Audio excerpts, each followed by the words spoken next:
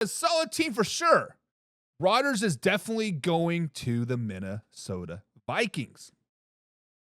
Listen, John, the more we sit here, the more we speculate, the longer that Aaron Rodgers is in Australia, the longer that Laura is breaking us news saying that Aaron Rodgers is on a plane coming from Australia to Minnesota, there is going to be that rumors. There is going to be those rumor mills. And honestly, it makes perfect sense. It makes sense because the Vikings legitimately are a decent quarterback away.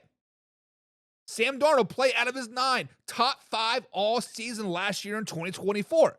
He had 2 bad games to end the season back-to-back, which was tough, which put a lot of sour grapes in the mouths of many Minnesota Vikings fans, right? Put a lot of those sour grapes in their mouth. They weren't happy about it. But since Kevin O'Connell has taken over in Minnesota, he has been a very quarterback-friendly coach.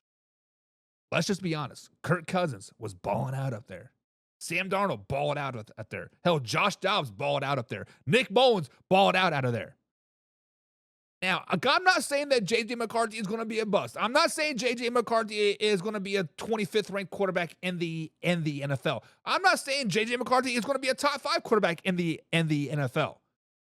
But I do know J.J. McCarthy has a big question mark next to his name. He has a big asterisk, like, we don't know what to do with our hands about J.J. McCarthy. We have not seen him take an NFL snap. We do know what Aaron Rodgers is capable of. We do know with Aaron Rodgers, with the talent around him, with the coaching staff around him, we know what he is capable of.